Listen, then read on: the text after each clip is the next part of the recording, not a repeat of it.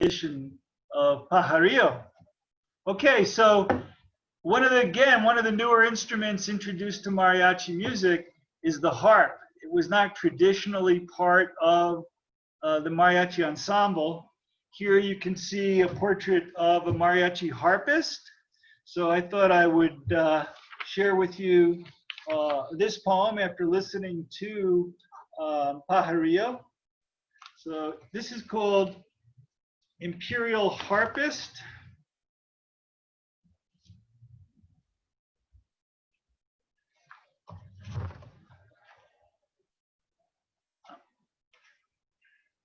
You are the imperial harpist, regal, emperor of golden tones, the alpha and the omega, standing erect like the spine of your instrument, made of cedar and tacote. Poised, confident, you are dedicated to the 36 strings at your fingertips, to the glissandos of the imperial harp. You are the sculptor of air. Your hands glitter, creating waves of light, filling the room with heavenly harmonies. The acoustical magic of your strings. So I'm going to share with you just two more poems, a couple more poems, and then we're going to take a quick tour of the artwork, the other artwork in the book, and then Amanda's going to open it up for some questions and answers.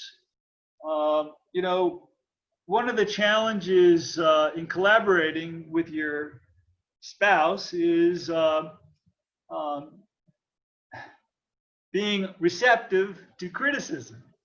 And my wife, who's a good reader, said to me early on, you know, you really need to be sure that there's a variety of poetic forms in the book. Otherwise, people will get bored. So, of course, I'm following her lead here throughout the project. The artwork preceded the poetry. And, you know, I took her advice to heart. So in each of our collections, there are some formal poems. And the one about this particular painting is a villanelle. And this is called La Guitar Nero. This is one of the traditional instruments of the mariachi ensemble. It looks like a very large guitar almost. So this poem is entitled La Guitar Nero. The guitarone is her heart's sweet treasure. Her soft lips are red, her moño is white. The music she makes scents the night with pleasure. This is the rhythm she carefully measures, her long fingers strumming the chords each night. The guitarone is her heart's sweet treasure. She's practiced for years in sultry weather, so these rhythms she plays will sound just right. The music she makes scents the night with pleasure. Her guitarone feels light as a feather. Her playing is the group's steady heartbeat. The guitarone is her heart's sweet treasure. Her shoulder strap is finely tooled leather. Though her eyes are closed, they are filled with light. The music she makes scents the night with pleasure. The firmament around her is azure as she plays la musica with delight. The guitarone is her heart's sweet treasure. The music she makes scents the night with pleasure. Okay, so I was able to check off the villanelle on my list. And I may end with this poem. I'm thinking I probably will, unless maybe later during the questions and answers I read one. This is actually kind of an expressionistic painting of Mariachi Vargas. They are like the preeminent professional mariachi performing group in the world. You can see their white sombreros, and they've recorded lots of great hits. I have a poem in the book about the history of this group, Mariachi Vargas. The name of that poem is The Long Camino. It's about how they traveled a very long road to get to where they are as star mariachi professionals. But in this poem, I took a different tack. I wanted to play experimentally a little bit with the word mariachi itself. And thought, well, what words are within that big word, mariachi? So you have la mar, which means the sea. You have the pronoun I, right? The personal pronoun I in the middle. And then I guess because I had China on my mind, I thought of the word chi, right? It's not a Spanish word, but we know what chi is, flow or energy. So this is a little word poem entitled The Mariachi Poem.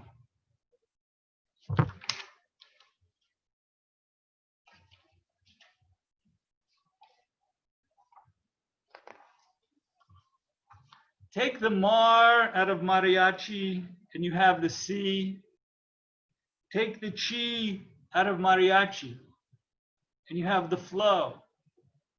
Let the sea flow through the inner eye of mariachi and you have the ah.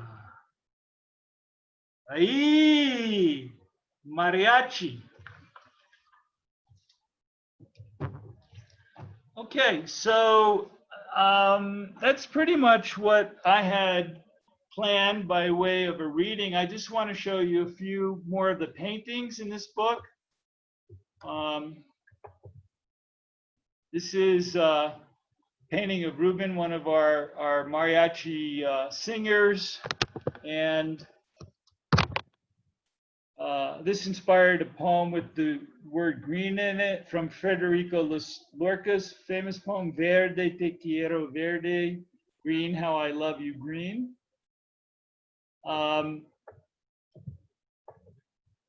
Not 20 of the paintings are of mariachi musicians, but 4 of them are not. These are 2 conjunto players that we met in the border town of Nuevo Progreso.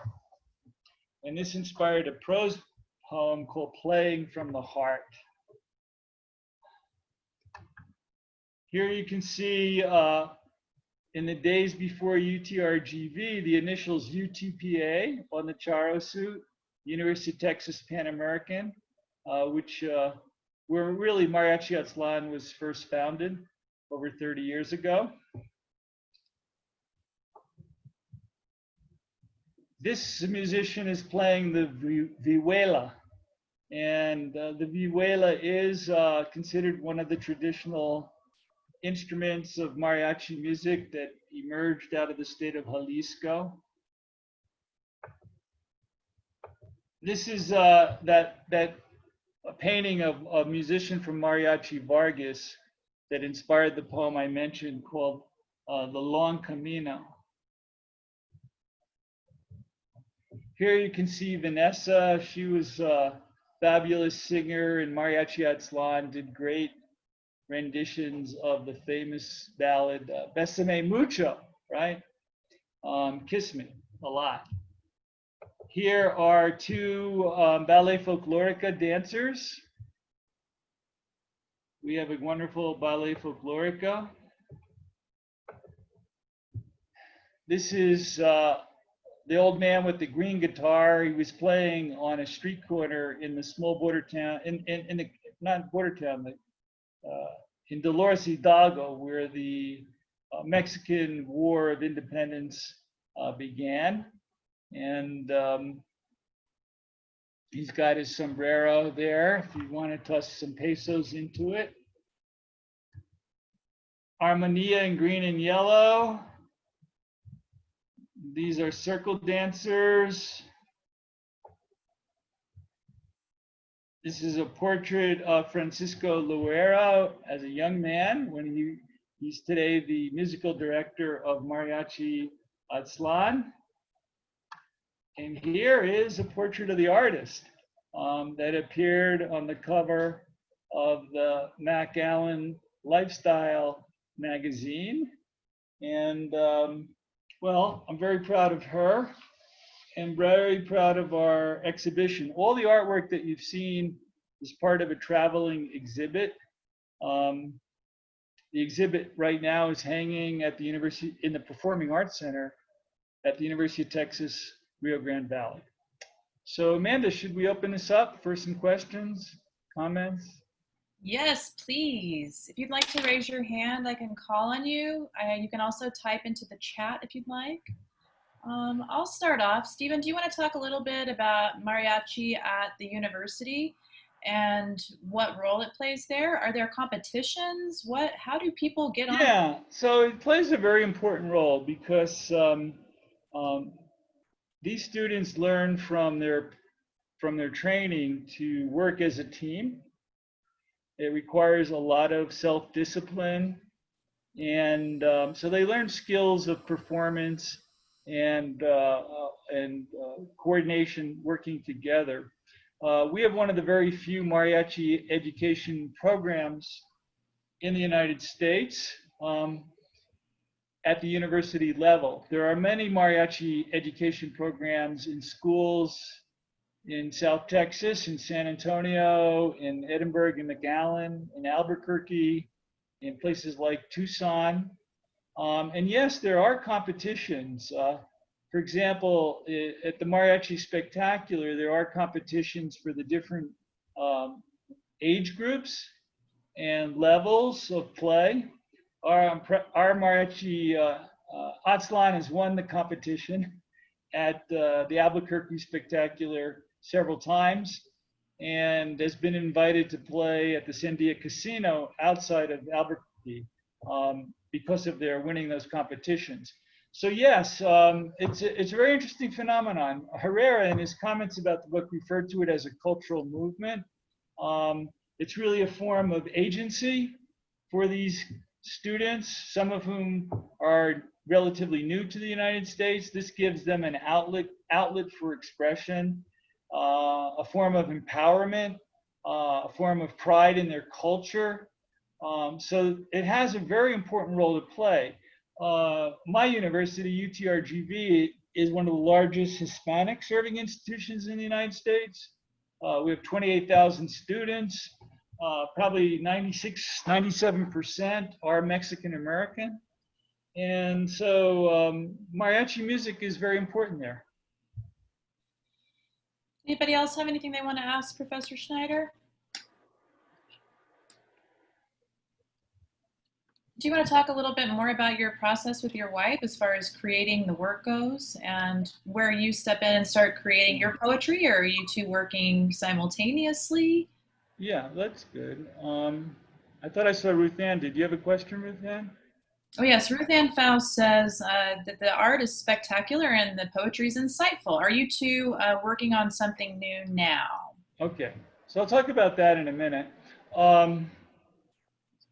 But it's related to Ruth Ann's question. The way this evolved is with Borderlines, which we began in about 2002. We would take these walks into northern Mexican towns. You could do that back then. There was no border wall. There was no military greeting you on either side of the border. There were no helicopters flying overhead. And so we would spend an afternoon in a small border town like Nuevo Progreso and meet people. And Rivka would get their permission to sketch and photograph them and then do the portraits of them back in her studio in McAllen. So I don't remember exactly at what point, whether it was her prompting or my decision, that I would start writing some poems about these drawings. I was influenced by a teacher of mine at Syracuse University, W.D. Snodgrass, who had won the Pulitzer Prize. And he had written a suite of poems about impressionistic painting. So I was familiar with this tradition of poets writing about works of art. And I thought, oh, this would be a cool thing to do. And gradually the project grew over time, so that in 2010, the book was published, Borderlines Growing Border Lives. Today it's in a second edition as a paperback. The Spanish title is Fronteras, Dibujando las Vidas Fronterizas. But in every case, the drawing or the artwork served as the catalyst, right, as the inspiration. And when I would get stuck, Rivka would put a painting or a drawing, you know, on my desk or in my study as a reminder to keep going. And so we had that process developed for Borderlines, and then we continued the same process for the Magic of Mariachi. These books require a lot of coordination. It's not just like a print volume of poetry. There's artwork, there's a bilingual text. They have to be very nicely designed. Wings Press did a beautiful job with these books. So that's how it's evolved. We're collaborating now on a landscape. We're very on a project about the landscape. We're very concerned about the environment, about where we are on the planet at this point in time. Some very prominent scientists have designated this period the Anthropocene epoch, in which humanity is having a very adverse effect on our planet and on ecology. And so we're trying to capture in poetry and art the remaining beauty that there is in the world. And so that's a project we're collaborating on now. And instead of drawing people or painting people, her figurative work is now about trees and mountains and rivers. And that's inspired me to write different kinds of poems, but we are still collaborating in that, you know, together. Great, that's good news. Does anyone else have anything they want to ask Stephen Schneider? Well, thank you all so much for joining us again. Oh, he says, John Sino says, I'm curious about the mariachi costumes. Do you want to talk a little bit about how the costumes have evolved? Yeah, I've got some notes on that. See if I can find them.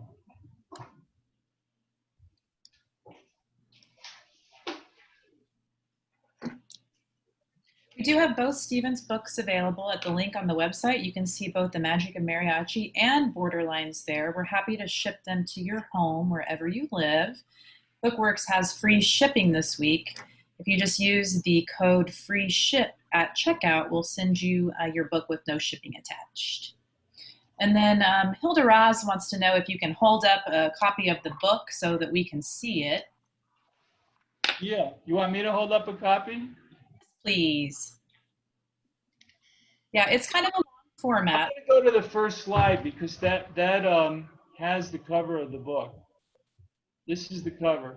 Yeah, it's a paperback. It's a landscape orientation, as you'll see there, but a nice size. Yeah, it fits well on a coffee table. It makes a very nice gift. This is in a hardback edition. And Borderlines is in paper. So about the costuming, you know, I'm going to not get too academic about this. The main point is that when mariachi musicians were itinerant musicians who would go to weddings or births and play their music. It originated in the state of Jalisco, which is just north of Puerto Vallarta, Mexico. And they wore peasant garb, you know, white pants and maybe a guayabera shirt, nothing fancy at all, very simple. And a number of things happened after the Mexican Revolution of 1910. And the president of Mexico really became very proud of this music and proud of these musicians, and they were brought to the capital in Mexico City to play. And it was around that time that they began to dress more elaborately. So that's kind of a brief history when, for the first time, mariachis could afford to outfit themselves elegantly. And that took a while, right? Because it cost money to buy those outfits. They chose the suit of the horseman, or the traje de charro, it's called, suit of the horseman. And this is the gala version of it, of the outfit that's worn by contemporary mariachis. You see in some of these paintings, the tightly fitted ornamented pants, the short jacket, the embroidered belt and boots, the wide tie called the moño, and the sombrero. So, John, thanks for that question. I would say that the garb evolved over time, and same too with mariachi performance. Today, it's considered, you know, very I don't want to use the word chic, but there's a lot of, you know, very high level mariachi performances and operas. But that was not always the case. It had very simple roots, and that's true of the dress as well. Great. Okay, Daniel Tobin wants to know, how would you say your own poetry has developed through the projects, tracing briefly from your earlier work to now? Hi, Dan. Dan's a very fine poet. I'm glad he's joined us this afternoon. Well, it's a really interesting question. You know, there's issues of form and then there's issues of content. And certainly you can see that the content of my poetry in these two books is very much rooted in the region and in the culture where they were written, which would be the Borderlands region. Formally, you know, I have always been interested in both free verse and formal poetry.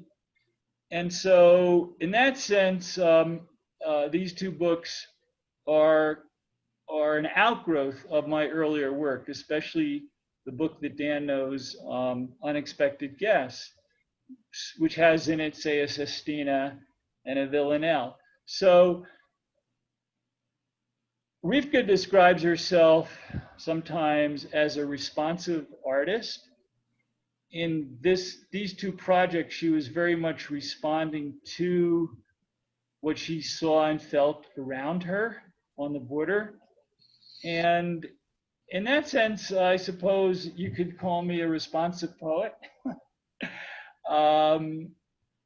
Responding both to what I saw and felt, because I would accompany her on these excursions, and also responding to her work.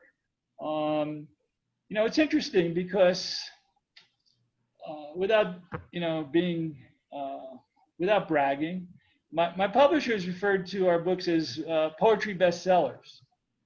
Well, why is that?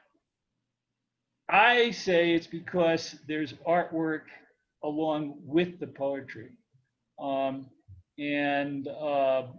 know, that's certainly debatable and could be contested, but we have sold a lot of books, and I think people like this format of the two together.